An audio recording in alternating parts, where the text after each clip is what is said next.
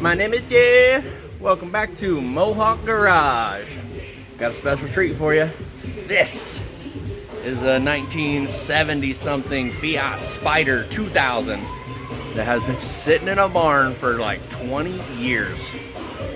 So we're gonna go through it. We're gonna find out what it needs, what it's gonna take to get it started, and then we're gonna fire it up after a long time.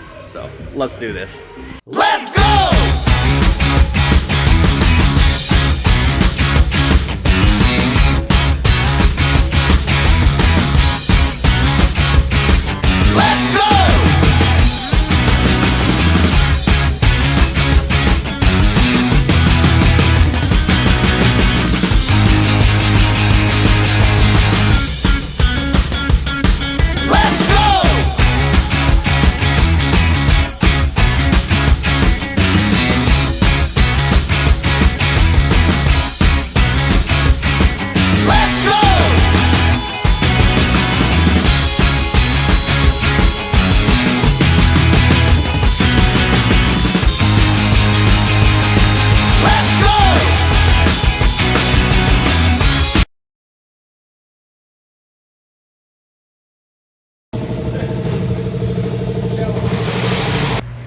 And it was full of varnish and rust and lots of little particulates, which you do not want to do whenever you're doing a restart on a fuel injected vehicle, because you don't want to have those little chunks of something plugging up the fuel injectors, and it's just a pain in the ass. So the best thing to do is just to go through the whole fuel system and get it as clean as possible before even trying to start a fuel injected vehicle. This one here has a pretty modern fuel injection system for a 1980. Well, it's actually got a fuel rail with injectors down there. Every piece of rubber hose is just dry rotted all to hell.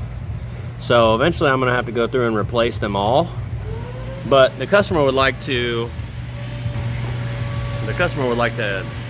hear the vehicle run before he goes putting all that money into the fuel system and everything else that's been sitting and been ruined from sitting. So I'm gonna hook this deal up here, and we're gonna run some injector cleaner through it and try and start it.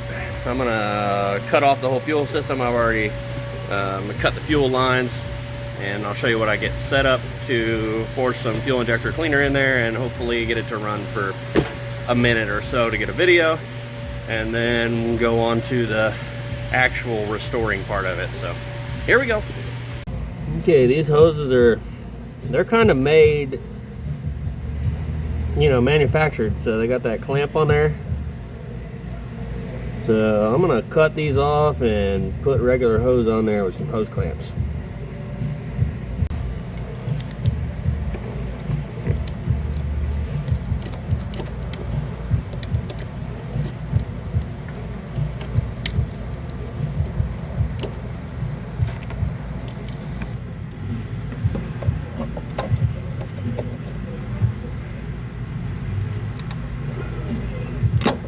Okay, just for this test fire here, I opted, instead of adding an electric pump and doing all that, I'm actually going to use this kit right here, which is a fuel injector cleaner tool. So basically I'm going to apply air to the backside of that thing. I can set it to a regulated pressure, and it's going to push the fuel and cleaner into the fuel rail, and then hopefully make the car run. I put a new battery in it and bypass the fuel system. Check the plugs, they're in good shape. Let's see if this thing will fire up. Okay, according to the internet, the fuel pressure for this system is 28 to 38. I got it set at the top right there with the regulator on the tool hooked in here to just the fuel rail. Return coming down here to this cup. All right, before I try starting on it, I'm gonna just let some fuel flow through the rail, and we'll see what happens. See if it blows a bunch of shit out of there. I hope it does. Let's find out. All right, so I tried pushing that chemical through there and didn't seem to come out of the return side. So what I ended up doing, hook this hand pump up to the fuel pressure regulator here in order to open it up a little bit, and that allows the fluid to flow through the system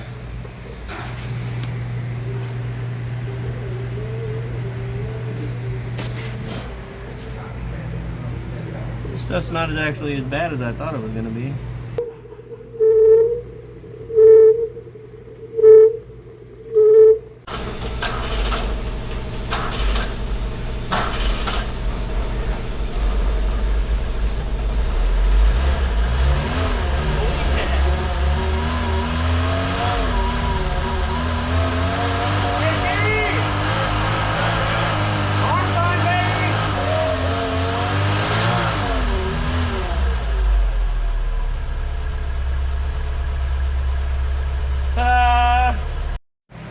Alright, I got all those fuel hoses replaced, working my way from the back of the car to the front, and now I am dealing with the fuel rail. The hoses were just really dry rotted. The O-rings on the injectors are not that great, but I don't know if I'm going to get those quick enough. So, yeah. Also going to replace the fuel pressure regulator there. Seemed like it was leaking a bit of vacuum. Alright, and it turns out that digging the hoses off of the fuel injectors is just too much. We charge $2.10 an hour for shop break here, so I didn't want to spend a bunch of the customer's time trying to dig those things out. So we got a new set of injectors. They're about $100 a piece. They did not come with O-rings either, so ordered O-rings separately. These injectors take 2 O-rings. They take one at the top up here in this area that the hold down goes against, like yay, and then one at the bottom, obviously to seal into the intake. So rebuild this fuel rail with the new injectors, new regulator. Hopefully it works.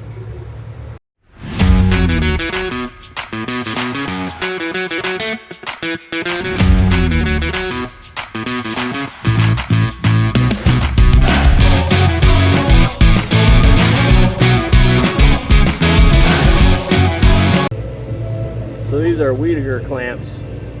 I'll put the spelling here on the screen. Whittaker.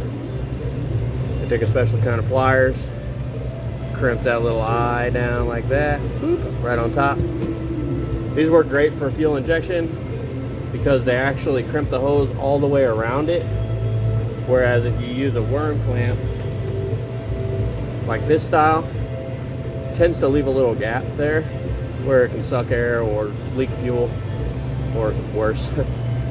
So I'm going to use those clamps to put the new hoses on to the fuel rail.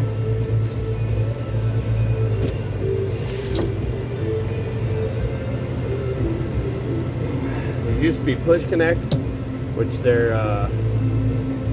the barbs on push to connect hoses are really sharp so that they don't come undone. So it's going to be a little bit of a battle to get it on there. Seat it up there nice against the top. Put your good clamp on there. Try and orient it in the right direction so you don't have to try and turn it later, because that's going to be a bitch to turn later. Hopefully those are in the right direction, because it ain't moving. Anyway, so you take your clamp, get it on that little ear right there, squeeze it down, and it's there forever. Now just to do that 4 more times. I'm sure it will be fun. Here's what I was talking about with the injectors. Old O-ring is kind of crap.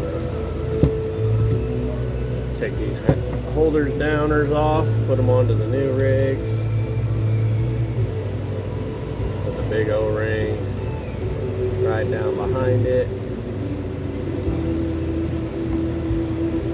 Which is easy, no problem.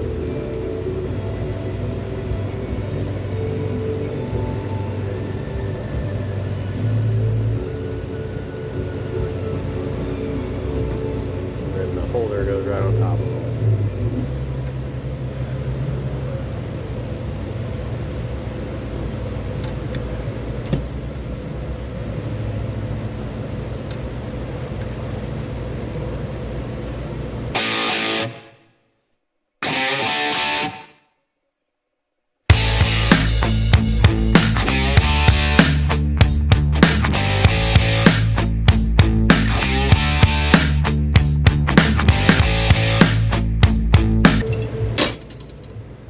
There you go.